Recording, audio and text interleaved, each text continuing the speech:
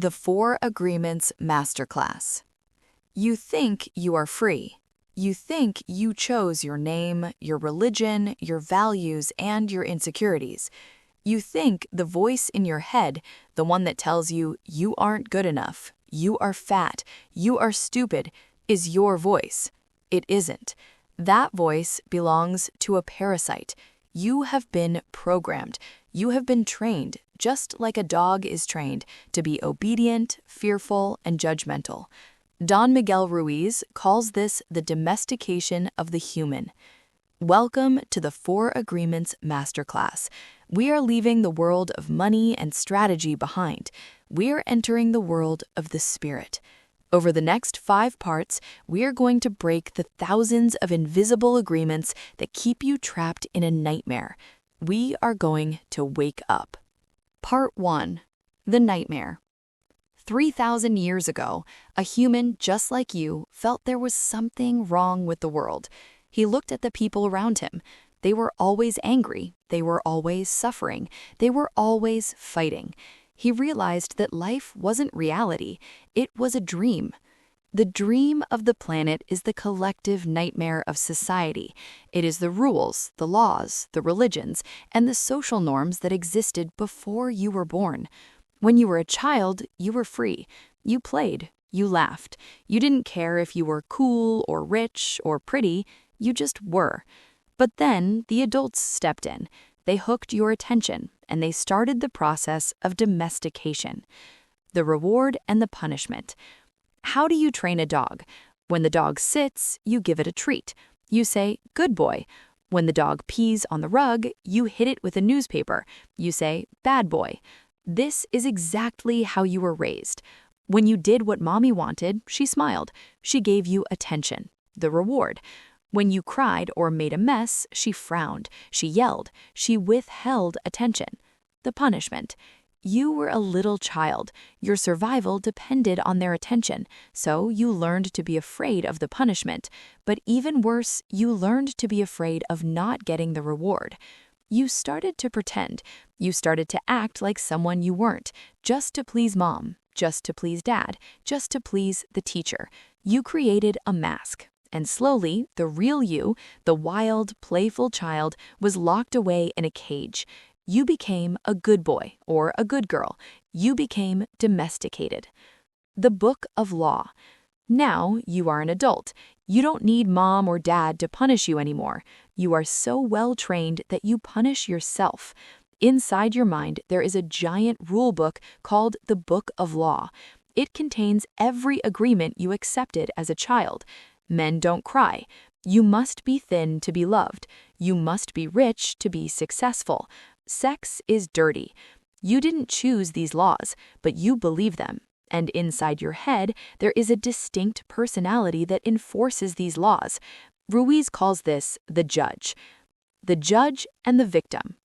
Every time you look in the mirror, the judge speaks. Look at you. You look old. You didn't go to the gym today. You are lazy. You are guilty. The judge judges everything you do and everything everyone else does. If you break a rule in the Book of Law, the judge makes you pay. But who pays? Another part of you pays. Ruiz calls this the victim. The victim takes the abuse. The victim says, "Yes, I am lazy. Yes, I am not good enough. Poor me. I suffer." Here is the tragedy of the human mind. Humans are the only animals on Earth that pay 1,000 times for the same mistake. If a dog makes a mistake, you hit it once. It learns, it moves on.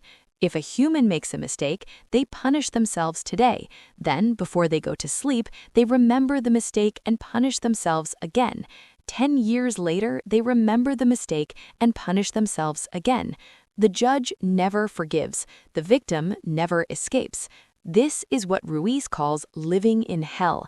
Hell is not a place you go when you die. Hell is a state of mind. Hell is living with the judge. The smoky mirror.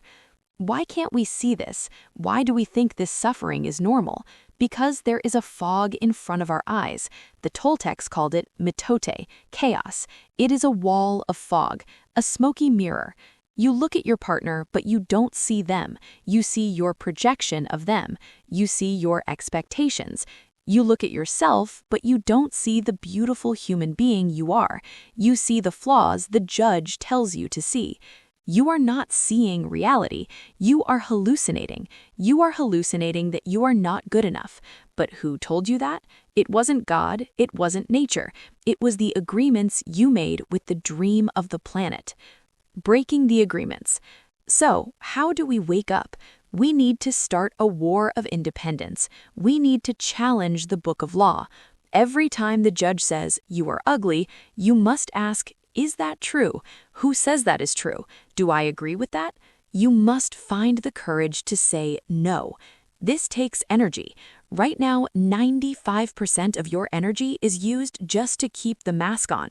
You are exhausted because you are pretending to be something you are not. To get your energy back, you need new tools. You need new weapons. The Toltecs offered 4 powerful weapons, 4 new agreements to replace the old ones. If you adopt these 4 simple rules, the book of law will fall apart, the judge will die, the victim will heal, and you will return to the state you were before the domestication, free. Homework: meet your judge. Here is your assignment for part 1. We are going to do something uncomfortable. We are going to introduce you to the voice in your head. Stand in front of a mirror, alone. Look into your own eyes. Not your hair, not your nose, your eyes. Listen. What does the voice say immediately? Does it say, "I love you," or does it say, "You look tired, your skin is bad, you are getting old"? Acknowledge the judge. When you hear that criticism, say out loud, "Hello, judge. I hear you, but I do not agree." This is the first crack in the wall. In the next part, we are going to pick up the first weapon. It is the most powerful magic you possess. It can create heavens or destroy civilizations. We are going to learn the first agreement. Be impeccable with your word. I'll see you there. Part 2. The sword. Be impeccable with your word. Imagine you are a magician. You have a wand. Every time you wave it, you can create a castle, or you can burn a village to the ground. You possess this power, but you use it carelessly. You wave the wand while you are angry. You wave it while you are gossiping. You wave it against yourself, and you wonder why your life is chaos. The wand is your word. Your word is not just a sound. It is not just a written symbol. It is a force. It is the power you have to express and communicate, to think, and thereby to create the events in your life. It is the most powerful tool a human possesses, but like a double-edged sword, it can create the most beautiful dream, or it can destroy everything around you. Welcome back to the 4 Agreements Masterclass. In part 1, we met the judge and the victim. Today, we are picking up our first weapon to fight them. This is the hardest agreement to keep, but if you master just this one, you can transcend hell and live in heaven. This is part 2, the sword. Defining impeccable. The first agreement is be impeccable with your word. Whatever you say, whatever you write, whatever you think, make it impeccable. But what does that mean? It sounds like you have to be perfect or fancy. No, let's look at the Latin root. Peccatus means sin. Im means without.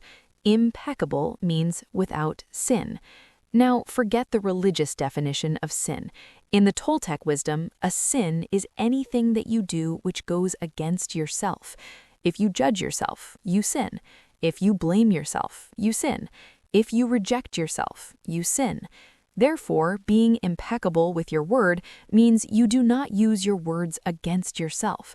When you look in the mirror and say, "I am fat, I am ugly, I am getting old," you are using your word against yourself. You are not being impeccable. When you call someone else stupid, you are using your word against yourself.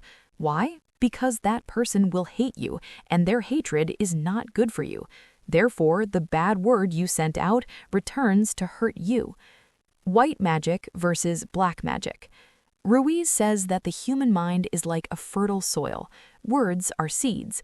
When you speak, you plant a seed in the mind of another person. If the soil is ready, the seed grows. Example: You have a little daughter. She is singing loudly, happy, and free. But you are tired. You have a headache. The noise is hurting you. You snap at her. Shut up. You have an ugly voice. Can you just be quiet? You didn't mean it. You were just tired. But your daughter believes you. She makes an agreement with herself. My voice is ugly. I should not sing. That one word cast a spell on her. She stops singing. She becomes shy. She suppresses her talent. 20 years later, she still believes she has an ugly voice. This is black magic. We cast spells on each other all the time. Look at that girl. She looks like a disaster. You'll never get that promotion. You aren't smart enough. We dump our emotional poison onto others through our words. Being impeccable means using white magic. It means using your word to break the spells. Imagine telling that same daughter, I love your voice. It sounds like an angel. You have planted a seed of confidence that will grow for a lifetime. The computer virus, gossip. Ruiz calls gossip pure poison. He compares the human mind to a computer. Gossip is a computer virus. A virus is a piece of written code, words, created with harmful intent. When it enters your computer, the computer starts to crash. It doesn't work right. It gets slow. The thoughts get jumbled. This is what happens when you listen to gossip. Scenario: you are starting a new class. You are excited. The gossip: a friend tells you, oh, that professor is a jerk. He hates everyone. You're going to fail. The result: you go into the class expecting the worst. When the professor speaks, you interpret it as hate. You fail the class. The virus worked. Why do we gossip? To make ourselves feel better. When we feel insecure, low emotional frequency, we want to pull others down to our level. Misery loves company. If you stop gossiping and stop listening to gossip, you install an antivirus in your mind. You become immune to the poison of others. The truth sets you free. Being impeccable also means telling the truth. Lies are words used against yourself because they require energy to maintain. When you lie, you create a false reality. You have to defend it. You have to remember the lie. It exhausts you. But the most dangerous lies are the ones you tell yourself.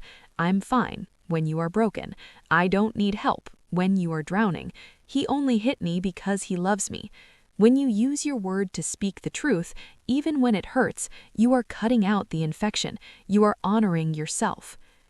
How to break the old spells. You have thousands of spells cast on you right now. You are bad at math. You are not creative. You are unlovable. How do you break them? You make a new agreement based on truth.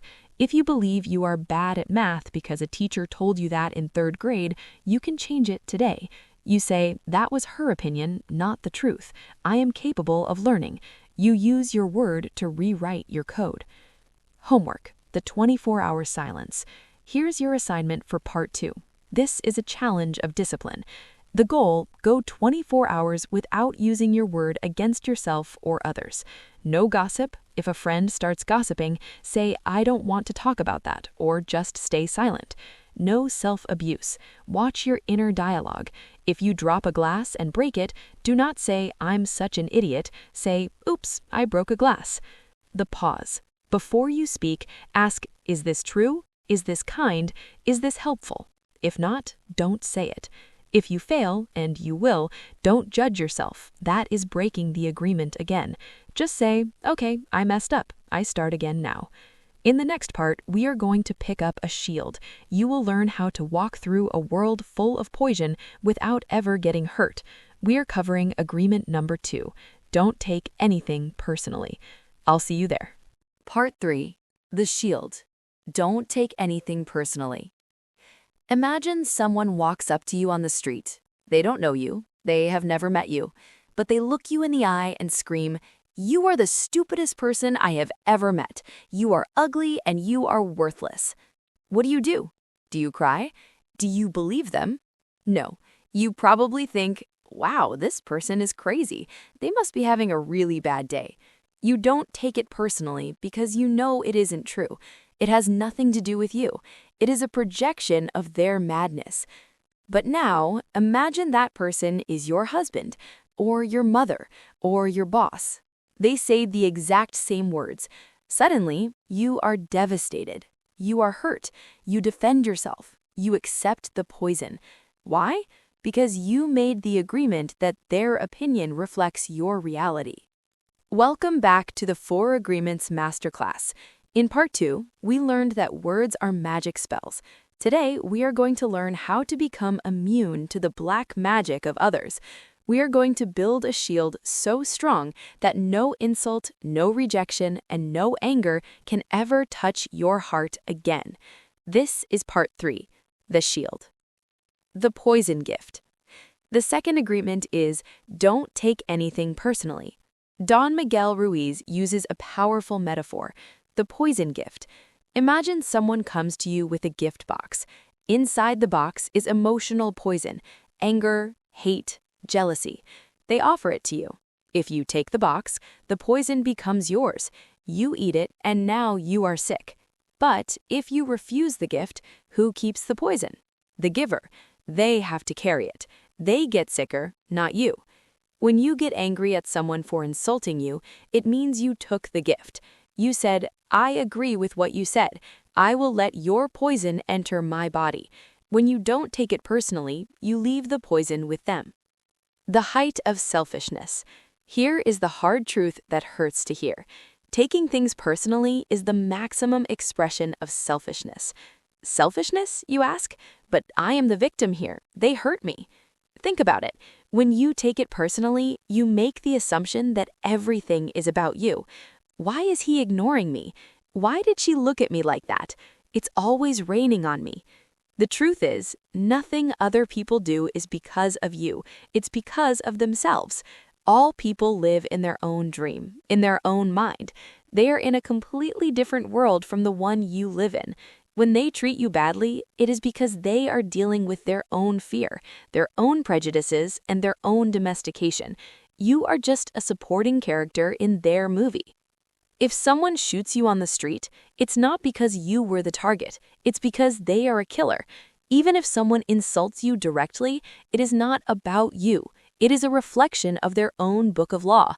If they say, you are fat, it is because they deal with their own body image issues and judgment. The movie theater analogy. Imagine you go to a movie theater.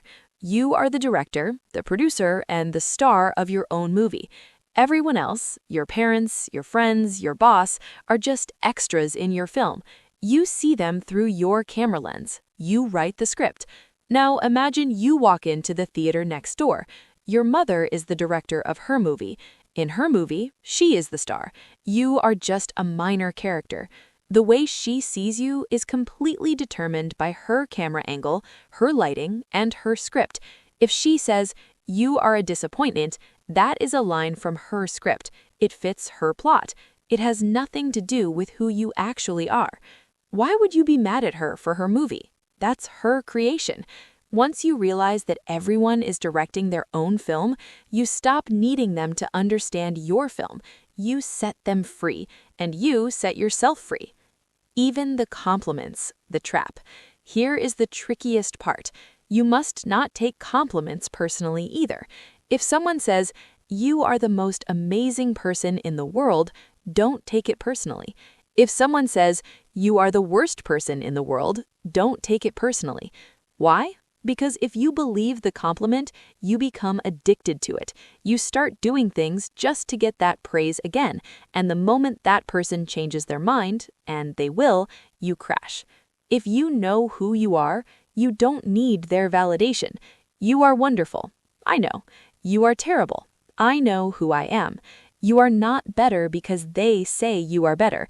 You are not worse because they say you are worse. You just are. The power of immunity. What happens when you truly master this agreement? You become invincible. You can walk through hell with a smile on your face. Someone can lie you, gossip about you, or betray you, and you just shrug. You say, that is their choice. That is their sickness. It is not mine. You stop trusting others. This sounds bad, but it is good. You stop trusting what they say and you start trusting who they are. If someone is a liar, you trust them to lie. You are not surprised. You don't get hurt. You just adjust. You stop needing to be right. When you don't take it personally, you don't need to defend your point of view. You can say, "That is your opinion." Cool. The conflict ends instantly. Homework. The observation deck. Here is your assignment for part 3. I want you to become an anthropologist, a watcher of humans. Go to a public place or a family dinner. Watch people interact. Notice the projections. When someone gets angry, don't look at the victim, look at the angry person. Ask, what is happening in their movie right now? Are they tired? Are they insecure? Are they repeating what their father told them? Practice on yourself. The next time someone is rude to you in traffic or online, stop, take a breath, and say the mantra, "It is not about me." Visualize their anger as a black cloud that stays around their head. Do not let it touch yours. By mastering the second agreement, you create a shield. But there is another trap. We often create suffering not because of what people say, but because of what they don't say. We fill in the blanks. We invent stories. We are going to learn how to stop the mind from hallucinating in agreement number 3. Don't make assumptions. I'll see you there. Part 4, the poison. Don't make assumptions. It happens to everyone. You send a text message to someone you like. Hey, want to grab dinner? You see the 3 little dots appear, then they disappear. 10 minutes pass, no reply. 1 hour passes, no reply. What happens in your mind? You start to write a script. They are ignoring me. They think I'm annoying. They are probably with someone else right now. They are laughing at me. By the time 3 hours have passed, you are furious. You're heartbroken. You have lived through an entire breakup in your head. Then the phone buzzes. Sorry, I left my phone in the car while I was at the gym. Dinner sounds great. You feel relief, but you also feel stupid. You spent 3 hours suffering for absolutely nothing. You were suffering because of a story you invented. You made an assumption. Welcome back to the 4 Agreements Masterclass. In part 3, we built a shield against others. Today, we have to fight the enemy within. We are going to learn why your brain is addicted to filling in the blanks and how to stop the mitote, the chaos, from ruining your relationships. This is part 4, the poison. The vacuum of the mind. The third agreement is don't make assumptions. Why do we do it? Because the human mind cannot handle the unknown. It is like a vacuum. If there is a gap in information, the mind must fill it. If we don't know the truth, we invent a lie to feel safe. The answer doesn't have to be true, it just has to be an answer. Observation. My boss didn't say hello to me today. Assumption. He is mad at me. He is going to fire me. Result. You spend the whole day acting weird and defensive. Your boss notices this and thinks, why are they acting weird? Here's the kicker. We believe our assumptions are the truth. We don't say, I imagine he's mad. We say, he is mad. We defend our fantasy as if it were reality. The drama of relationships. Ruiz says this is the #1 reason why marriages fail and friendships die. We assume that everyone sees the world the way we see it. We assume that others think the way we think, feel the way we feel, and judge the way we judge. This is the biggest assumption humans make. And in relationships, we make the deadly assumption, my partner should know what I want. Scenario, a wife is mad at her husband. Husband, what's wrong? Wife, nothing. But she thinks, if he really loved me, he would know why I'm mad. She assumes he can read her mind. He assumes everything is fine because she said nothing. 3 days later, there is a massive explosion. He is confused. She is resentful. Both are victims of an assumption. If she had just used the first agreement, impeccability, to speak her truth, I am hurt because you forgot our anniversary, the drama would vanish. But we rely on mind reading because we are afraid to ask for what we want. The hallucination of change. There is another dangerous assumption we make in love. My love will change him or her. You meet someone. You see they are messy, or they drink too much, or they are irresponsible, but you like them. So you make an assumption, once we are married, he will settle down. My love will fix him. This is a lie. Ruiz is brutal here. Your love will not change anybody. If others change, it's because they want to change, not because you can change them. Then 5 years later, when he is still messy and irresponsible, you get angry, you scream, you promised you would change. But he never promised that. You promised yourself that for him.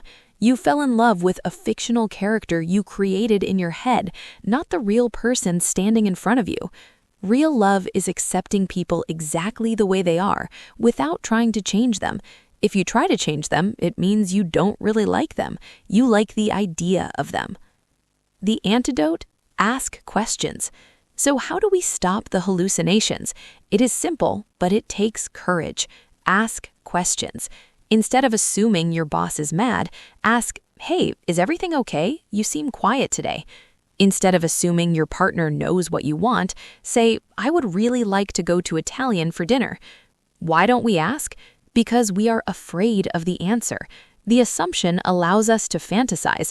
The truth might hurt.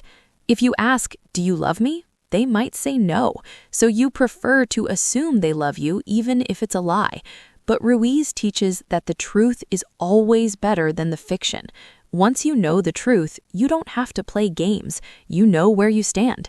The truth sets you free from the mental torture of what if. Communication clarity. Imagine a world where everyone practiced this agreement. I want this. I don't like that. I am feeling this. There would be no war, no gossip, no drama. Communication would be clear. Ruiz says if all humans could just stop making assumptions, we could communicate with clear words, impeccable words, and the world would change instantly. You have the power to create this world in your own home, but you have to go first. You have to be the one brave enough to say, "I don't understand. Can you explain it to me?" Homework. The story check. Here is your assignment for part 4. Catch yourself hallucinating. 1. Monitor your anxiety. Whenever you feel a spike of anxiety or anger towards someone, stop. 2. Identify the narrative. Ask yourself, what story am I telling myself right now? E.g., she is ignoring me because she's mad. 3. The reality check. Ask yourself, do I know this is true? Do I have evidence? If the answer is no, it is an assumption. 4. The action. Go verify it. Send the text, ask the question, or simply drop the story and wait for facts. We have now covered the first 3 agreements. 1. Be impeccable. White magic. 2. Don't take it personally. The shield. 3. Don't make assumptions. No hallucinations. These are powerful, but they are hard. You will fail. You will mess up. That is why we need the 4th agreement. It's the glue that holds everything together. It allows you to be human. We are covering agreement number 4. Always do your best. I'll see you in the finale. Part 5. The Resurrection. Always do your best. We have reached the final stage of our journey. We have identified the enemy, which is the inner judge. We have picked up the sword of impeccability. We have raised the shield by not taking things personally. And we have cleared the fog by refusing to make assumptions. But there is a problem. You are human. You have been domesticated for 20, 30, or 50 years. The old habits are strong, and the wires in your brain are thick. Tomorrow, you will judge someone. You will take something personally. You will make an assumption. And when you fail, the judge will return with a vengeance. He will tell you that you failed, that you are not a Toltec warrior, and that you are weak. To survive this counterattack, you need the 4th agreement. It is the one agreement that makes the other 3 possible. It is the antidote to perfectionism and the secret to self-love. Welcome to the finale of the 4 Agreements Masterclass. Today, we are going to learn how to silence the judge forever. We are going to learn why your best is a moving target, and we are going to wake up from the nightmare to experience the resurrection. This is part 5, the resurrection. The variable standard. The 4th agreement is simply to always do your best. This sounds like a cliché poster in a gym class, but the Toltec meaning is very specific. The key insight is that your best is never the same from one moment to the next. When you are healthy, awake, and happy, your best is high quality. You are like a superhero. However, when you are sick, tired, or hungover, your best is low quality. You are simply surviving, and that is okay. The agreement is not to always be perfect. The agreement is not to always perform at 100% capacity. The agreement is that under any circumstance, you simply do your best, and you will avoid self-judgment, self-abuse, and regret. If you are sick and you try to perform as if you are healthy, you are not doing your best. You are pushing yourself. You are depleting your body. You are going against yourself. In that moment, your best might just be lying on the couch drinking water. If you do that fully, without guilt, you have honored the agreement. The judge's loophole. Why is this agreement so powerful? It is because it removes the ammunition from the judge. The judge feeds on regret. He waits for you to be lazy. He waits for you to give 50% effort. Then he attacks you. He tells you that you should have worked harder, that you are lazy, and that you wasted the day. And the victim inside you agrees and suffers. But if you genuinely do your best, the judge cannot touch you. Imagine you go to court. The judge accuses you of being guilty because you didn't finish the project. You reply that you did your best. You admit you were tired and stressed, but you gave every ounce of energy you had available in that moment. The judge has nothing to say. If you have done your best, there is no room for guilt. If there is no guilt, there is no need for punishment. If there is no punishment, you are free. Action versus reward. Don Miguel Ruiz makes a crucial distinction between doing and doing for a reward. Most people only do things for the reward, such as the paycheck, the applause, or the grade. They dislike the action itself. Because they dislike the action, they do not do their best. They do the minimum required to get the reward. This makes work feel like torture. The Toltec warrior does the action for the love of the action. They do their best because it feels good to be alive and expressing their talents. The reward is just a bonus. Forrest Gump did not run to get famous. He ran because he wanted to run. And because he gave his best to the running, the rewards came naturally. If you clean your house expecting your partner to praise you, and they do not, you suffer. But if you clean your house because you enjoy the feeling of cleanliness and movement, and if you simply do your best, you are happy regardless of what your partner says. The resurrection. What happens when you integrate all 4 agreements? You stop sinning against yourself, you stop eating emotional poison, you stop hallucinating dramas, and you stop judging yourself. You begin to change. The fog clears. You stop living in the nightmare of hell and you start living in a new dream. Ruiz calls this the resurrection. It is the death of the old you, the domesticated, fearful, judgmental you. It is the rebirth of the real you, the wild, playful child who is full of love. You become like a child again, but with the wisdom of an adult. You are wild, but you are free. Heaven on earth. Ruiz teaches that you do not have to wait until you die to go to heaven. Heaven is here. It's a frequency. Moses called it the Promised Land. Buddha called it Nirvana. Jesus called it the Kingdom of Heaven. The Toltecs call it the New Dream. In this state, you have no fear of the future. You have no shame of the past. You treat everyone with love, not because they are lovable, but because you are loving. You are happy for no reason. This is not a fairy tale. This is the natural state of a human being who has been deprogrammed. It is the state you were in before the adults taught you to be afraid. The warrior's path. But achieving this is a war. It is not easy. It is a daily battle against thousands of years of domestication. That is why Ruiz calls the practitioner a warrior. A warrior knows they will fall. They know they will break an agreement today, but they do not judge themselves. They simply stand up, dust themselves off, and say that they did their best and that tomorrow they will try again to be impeccable. Repetition is the master. In the first week, you might catch yourself judging 100 times. By the 10th week, you catch yourself 50 times. After a year, the new habit becomes automatic. Final homework. The ritual of the sun. Here is your final assignment. This is a ritual to anchor these agreements into your life. Every morning when you wake up, before you check your phone and before you let the world in, make your vows for the day. Say to yourself that today you will use your words to heal, not to hurt. Promise yourself that today you will let the opinions of others pass through you. Vow that today you will ask questions instead of making up stories. And finally, promise that today you will simply do your best, whatever that looks like. If you live by these 4 rules, your life will transform. It is inevitable. You will stop suffering. You will stop creating hell for yourself and others. You will be free. Thank you for journeying with us through the 4 agreements. The dream is yours to write. Make it a beautiful one.